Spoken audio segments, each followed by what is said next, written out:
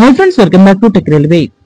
తెలంగాణ, ఆంధ్రప్రదేశ్ అలాగే మహారాష్ట్ర ఈ ప్రాంతాలలో సికింద్రాబాద్ అలాగే కాజీపేట సెక్షన్ అనేది అత్యంత కీలకమైన సెక్షన్ గా చెప్పుకోవచ్చు. సికింద్రాబాద్ నుంచి మహారాష్ట్ర లేదా ఆంధ్రప్రదేశ్ కి వెళ్లే ప్రతి బండి కూడా ఈ కాజీపేట సెక్షన్ లోనే ప్రయాణించవలసి ఉంటుంది. ఈ మూడు ప్రాంతాలే కాకుండా ఇటు ఢిల్లీ, చండీగఢ్, వారణాసి, ప్రయాగ్రాజ్, లక్నో ఈ ప్రాంతాలే కాకుండా ఉత్తరాది రాష్ట్రాలకు వెళ్లే ప్రయాణికులకి కూడా సికింద్రాబాద్ కాజీపేట సెక్షన్ అనేది అత్యంత కీలకమైన సెక్షన్ గా చెప్పుకోవచ్చు. ఈ రైల్వే లైన్ లో ట్రాఫిక్ అనేది ఎక్కువగా ఉంటుంది. దీనివల్ల ఆంధ్రప్రదేశ్ కు వెళ్లే కొన్ని రైళ్లని వయా గుంటూరు మీదుగా నడపడం జరుగుతుంది.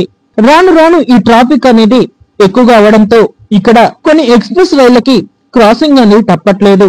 ప్రస్తుతం ప్రతిరోజు 100% ఈ రైల్వే లైన్ లో రైళ్లను నడపాల్సి ఉండగా ప్రస్తుతం 128% రైళ్లని నడుపుతున్నారు. అంటే 28% రైళ్లు అనేవి కెపాసిటీకి మించి ఇక్కడ నడుస్తున్నాయి. దీనివల్ల ట్రాఫిక్ జామ్ అనేది చాలా అవుతుంది.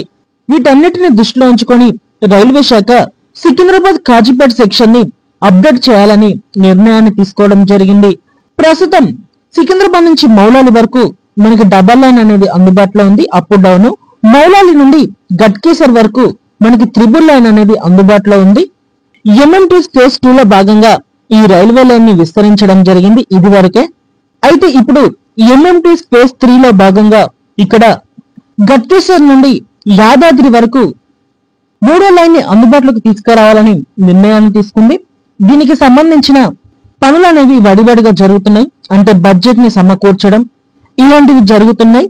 ఇంకా యాదాద్రి నుండి 3వ లైన్ కుదిరితే 4వ లైన్ ని కూడా అందుబాటులోకి తీసుకురావాలి.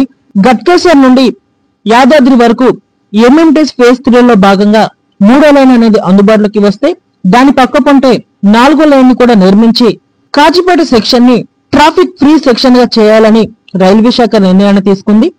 మనకి గట్కేసర్ నుండి కాజీపేట మొత్తం దూరం వచ్చేసి 110 కిలోమీటర్లుగా ఉంటుంది. ఈ రూట్ లో ప్యాసింజర్ రైళ్లకి పోటీగా గూడ్స్ ట్రైన్స్ కూడా చాలా ప్రయాణిస్తాయి. ఈ సెక్షన్ అనేది అప్డేట్ అయితే ఇక్కడ రైల్లో ఒక వేగం అనేది చాలా పెరుగుతుంది.